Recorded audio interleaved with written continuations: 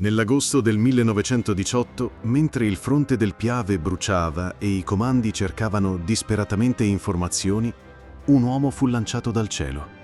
Alessandro Tandura, 23enne veneto, fu il primo soldato italiano a paracadutarsi dietro le linee nemiche. Come egli stesso racconterà del lancio: Alzo gli occhi e vedo il paracadute aperto. La pioggia mi sferza il viso. Mi smarrisco. Perdo i sensi. È un attimo. Ad un tratto, colpito fortemente al petto, mi trovo a terra, con le gambe all'aria. Scese nella notte, in silenzio, col cuore in gola, e 2 piccioni viaggiatori nello zaino. La sua missione? Spiare i movimenti austriaci e inviare messaggi con quei volatili, unici mezzi per comunicare.